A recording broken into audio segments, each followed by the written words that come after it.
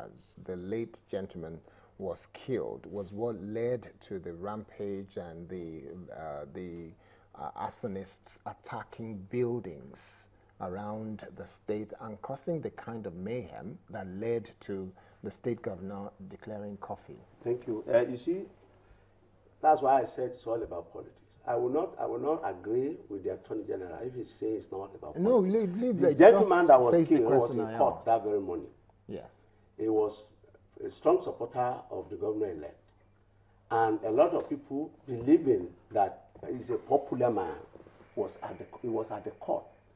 As a matter of fact, it was as a result of what they perceived to be that they attacked the judge that led to the killing of that gentleman in the evening.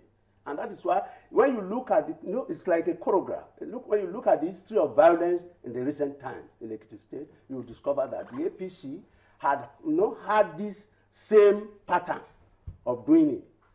The killings in Nemure follow this pattern. The killing in Virginia follow this pattern. The killing in Omo follow this pattern. And when you look at what led to all these things, it's all about the mandate, which they never thought would go to the PDP. The killing of Aderiye was just a spontaneous reaction. The reaction of that morning incident led to the killing because the man was there, and it was all of us were there. We were all singing, praising, and all that. But before we left, it was later in the evening we heard that the man was shot, and that has always been the case. This matter, the killing of that person led to the crisis on Friday. And if you could see the pattern of that crisis also, the crisis also, you know that it's all about party. The governor's office, campaign office was touched. If it was not about politics, then if the guy was just an ordinary Ekiti person, would the governor be involved in this crisis? And when you look at the crisis itself, you discover that it is this same set of people that the Attorney General has refused to prosecute. Okay. Let the Attorney General tell us, those people that were responsible, those people that have been arrested as of this morning, let the Attorney General tell us whether one or two of them have not been arrested before for this same crisis and they have been left off the coup. Okay, let me ask you this. The level you are talking about, let the Attorney General tell us here now whether it was not the one that even got the lawyer for them, whether they are not an interested party in the matter. These are issues. Sorry, this is an allegation that you're making a gentleman who is right here. Did you get a lawyer for E11? That is so irrelevant. I mean, did you get a lawyer? If you are not a party to okay, the matter, he said he did how not will you get a have lawyer? gone ahead to give a lawyer to E11? Let us be clear. Okay. Let us be clear. The state government and the governor is not a party to any of the cases. Okay, so that's why you are not in court. No, we are not in court. Okay. The case before Justice Ogunyemi, the E11 and the other party, the state government or the governor is not a party to that. Ask him whether the election petition tribunal, the governor is not a party to that. It is the party that is a party to that case. The APC. The APC is a party to that case. Okay. As far as the governor of Ekiti State is concerned, the transition program has commenced. Okay. You should know that yes. as we speak, the governor is even on his thank you talk.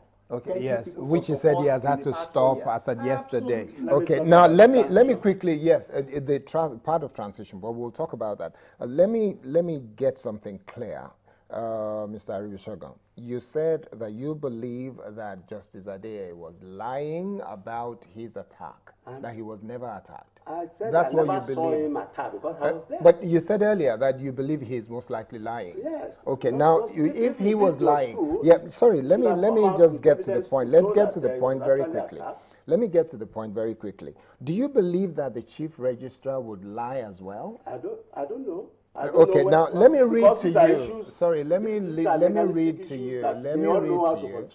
Let me read to you what the press statement signed by Barrister Obafemi Fasomi. Okay, so he said, again today, Thursday, 25th September 2014, another set of political thugs came in their hundreds and invaded the High Court premises in Ado-Ekiti, and in the process assaulted Honorable Justice J.O. Adeye of the High Court number 3 in Ado-Ekiti by beating him up and tearing his suit into shreds while the police officers on guard looked unconcerned and uninterested as judges, magistrates, and other members of staff had to run for dear lives while properties were either damaged or completely destroyed. Do you think the chief registrar was lying as well? Then you should ask the police. Do you think the chief registrar was lying as well? Because from the statement you read, yes, it's obvious that he has also indicted the police that they were looking. Well, and if the story was true, and the police were there and they never acted, that shows to you that what was written here was a figment of imagination of the writer. You know where I want you to because the police wouldn't have waited and allowed themselves to be attacked, because if they stayed there and they were looking, they could also be attacked. See, I want to get your version of this story clearly. You said you were in the court that day, yes, and then supporters of the governor-elect came with him. Yes. And you said that, if I get you right, that the tribunal, the petition tribunal, actually went on. Yes. So tell us what happened.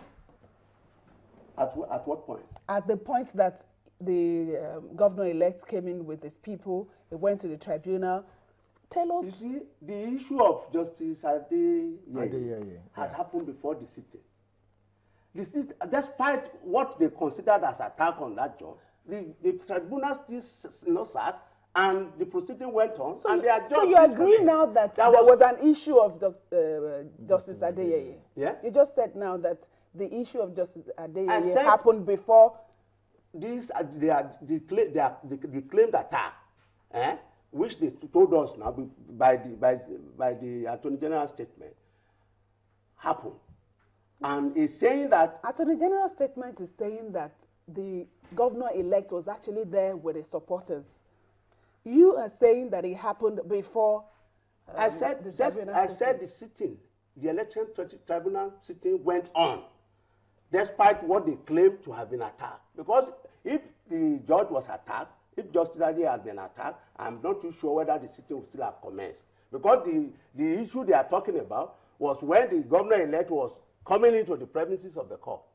And the tribunal still went ahead to sit and concluded their proceedings and adjourned. Okay, moving on very quickly then.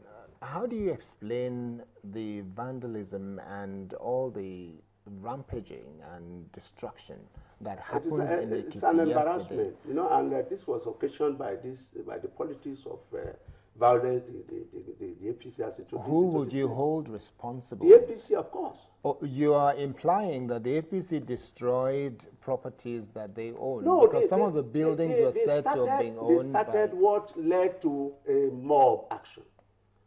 Because if they had not gone ahead to start saying that they want to take the mandate through the back door, it's all over the place in Ekiti State. Let me tell you an incident that really, emboldened people to go to court on that Monday. On Friday, in Bonyi local government, people were celebrating that the current speaker, Honorable, the current speaker of Ekiti State, House of Assembly, was to be sworn in as acting governor on October 16, because they had already perfected, the game to make sure that the governor was not sworn in. And a lot of people had it on their Facebook and all that. And the thing, really arose the tension and brought about the tension that led to people moving to that court on Monday. If there had been no clues and they have no information to that effect, ordinarily the court would have gone ahead to see without necessarily having altered that crowd. If you were in that court, you yourself, you'll be afraid that can people come.